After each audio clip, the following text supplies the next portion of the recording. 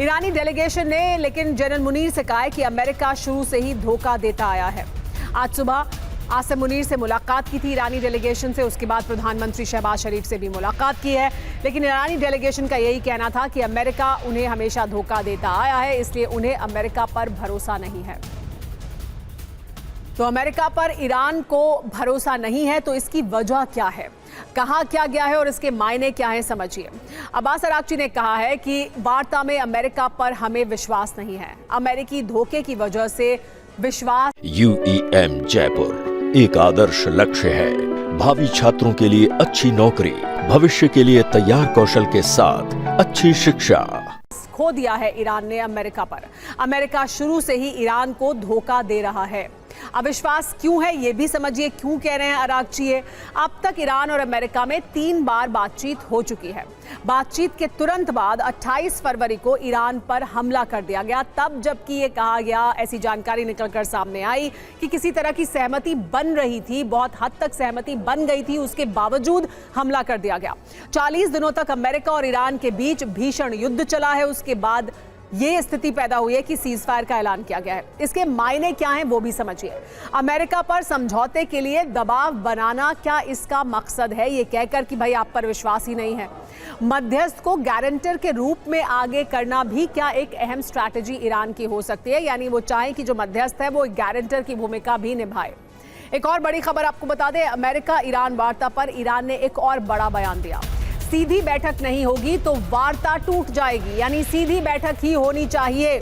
आज बात बनेगी या बिगड़ेगी, ये कहना है ईरानी मीडिया का। हफ्तों के लिए इस्लामाबाद नहीं आए हैं, यानी ये बहुत लंबी बातचीत नहीं चल सकती। आज बातचीत बनेगी या नहीं। इसके अलावा ये भी कि आमने सामने की बातचीत होनी चाहिए। मनीष हमारे साथ बने हुए। मनीष, देखिए आप भी पहले कह रहे थे कि क्योंकि जेडी वैंस यहाँ पर हैं, यानी उपराष्ट्रपति अमेरिका के बातचीत को लीड कर रहे हैं अमेरिकी साइड से, तो इससे पहले जब हम बातचीत देख चुके हैं, 2 राउंड की जब बातचीत हुई थी तब डायरेक्ट टॉक्स नहीं हो रहे थे। लेकिन अब ईरान का भी ये कहना है कि उन्हें डायरेक्ट टॉक्स चाहिए और जेडी वैंस यहाँ पर मौजूद है। आपका ये कहना था कि डायरेक्ट टॉक्स ही होंगे, फिर क्यों ईरानी मीडिया ये कह रहा है कि देखिए हम डायरेक्ट टॉक्स नहीं होंगे तो हम उसे वार्ता नहीं मानते हैं? क्या ऐसी गुंजाइश है कोई कि डायरेक्ट टॉक्स ना हो? देखिए बिल्कुल नहीं, डायरेक्ट टॉक्स ही होंगे और अमेरिका के उपराष्ट्रपति और ईरानी संसद के स्पीकर दोनों के बीच आमने सामने की मुलाकात होगी। और ये भी अपने आप में एक बहुत बड़ा आप कह सकते हैं कि चेंज है ईरान की रणनीति में, क्योंकि जब ईरान के सुप्रीम लीडर आयतुल्लाह खमनेई थे तो उस वक्त ये एक स्ट्रेटेजिक पोजीशन था कि कभी डायरेक्ट टॉक्स नहीं करना है। लेकिन अब जब ईरान के संसद के स्पीकर यहाँ पर लीड कर रहे हैं तो वो डायरेक्ट टॉक्स ही करेंगे। दूसरी बात है कि अमेरिका के उपराष्ट्रपति आए हैं तो वो आमने सामने की बैठक किए बगैर जाएंगे नहीं, और ये इसका भरोसा ईरान की तरफ से दिया गया होगा, तभी ईरानी डेलीगेशन आएंगे। और एक और बात है, चूँकि हम और आप लगातार ये बात कह रहे हैं कि ईरान की तरफ से ये बात पाकिस्तान से कहा जा रहा है कि देखिए अमेरिका के कोई किसी धोखे के लिए आप जवाबदेह होंगे क्योंकि आपने हमें बुलाया है। तो अगर पाकिस्तान ये कह रहा है कि हम फैसिलिटेट कर रहे हैं और उनके निमंत्रण पर वो आए हैं, तो ये जिम्मेदारी लेने से पाकिस्तान कतरा क्यों रहा है? आप सोचिए कि अभी मैं तेल अवीव में हूँ और अगर मैं आपको कहूँ कि आप इजराइल आइए और मैं आपको जेरूसलम में अल-अक्सा मस्जिद लेकर चलूँगा और आप मेरे भरोसे आ जाएंगी, और तब मैं अगर आपको लेकर नहीं जाऊँगा तो मैं कसूरवार नहीं कहलाऊँगा। तो पाकिस्तान ये जिम्मेदारी लेने से कतराना नहीं चाहिए।